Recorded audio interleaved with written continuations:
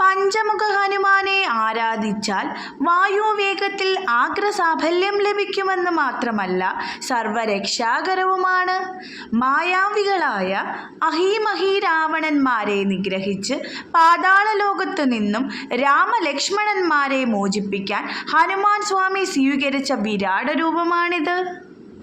രാമനെയും ലക്ഷ്മണനെയും കാരാഗ്രഹത്തിൽ അടച്ച അഹിമഹി രാവണന്മാർ അവരുടെ കോട്ടവാതിലിന് പാതി വാനരനും പാതി ഉരകവുമായ മകരധ്വജനെ കാവൽ നിർത്തി.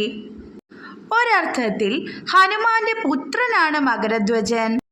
ദ്രോണഗിരി പർവ്വതവും എടുത്ത് പറക്കുന്നതിനിടയിൽ സമുദ്രത്തിൽ പതിച്ച ഹനുമാന്റെ വിയർപ്പു തുള്ളിയിൽ നിന്നാണത്രേ മകരധ്വജൻ ജനിച്ചത്.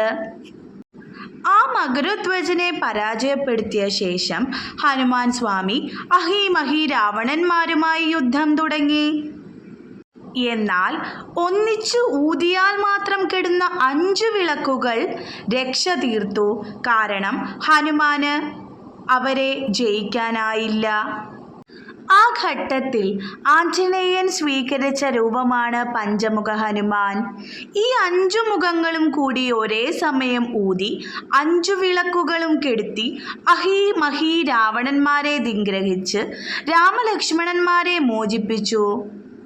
മകരധ്വജനെ പാതാളത്തിന്റെ അധിപനായും വാഴിച്ചു. പഞ്ചമുഖ ഹനുമാനെ ആരാധിച്ചാൽ കാര്യസിദ്ധി ഉറപ്പാണെന്ന് വിശ്വസിക്കപ്പെടുന്നു. പഞ്ചമുഖ ഹനുമാന് രാമേശ്വരത്തിൽ ഒരു ക്ഷേത്രവുമുണ്ട്. പഞ്ചമുഖ ഹനുമാന്റെ 5 മുഖങ്ങളിൽ ഓരോന്നും ഓരോ ഫലങ്ങൾ നൽകുന്നതാണ്. ഹനുമാൻ മുഖം, നരസിംഹമുഖം, ഗരുഡമുഖം, ഹയഗ്രീവമുഖം, വരാഹമുഖം എന്നിവയാണ് 5 മുഖങ്ങൾ.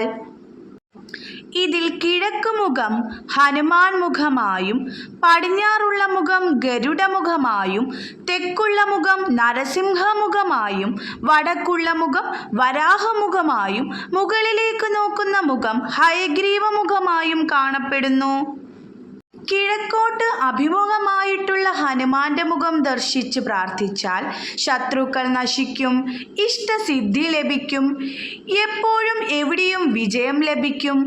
പടിഞ്ഞാറ് നോക്കിയുള്ള ഗരുഡമുഖം ദർശിച്ചാൽ ജന്മവിനകളായുള്ള രോഗങ്ങൾ, ചർമ്മരോഗങ്ങൾ, വിഷരോഗങ്ങൾ എന്നിവ പോകും. സകല സൗഭാഗ്യവും ലഭിക്കും. വടക്കോട്ട് നോക്കുന്ന വിരാഹമുഖം ദർശിച്ചു പ്രാർത്ഥിച്ചാൽ തീരാക്കടങ്ങൾ, ദ്രവ്യനഷ്ടം, രോഗങ്ങൾ എന്നിവ മാറി മനസ്സിന് ശാന്തിയും സമാധാനവും ലഭിക്കുന്നതിനൊപ്പം ധനസമൃദ്ധിയും ഉണ്ടാകും. തെക്കോട്ടുള്ള നരസിംഹമുഖം ദുഷ്ടദേവതകളാലും ആഭിചാരങ്ങളാലും ഉണ്ടായ ദോഷങ്ങൾ നശിപ്പിക്കും. മേൽപോട്ട് നോക്കുന്ന ഹയഗ്രീവമുഖം ദർശിച്ച് പ്രാർത്ഥിച്ചാൽ സകല വിദ്യകളും കലകളിലും പ്രാവീണ്യവും ജ്ഞാനവും ഭാവനശേഷിയും വർദ്ധിപ്പിക്കും.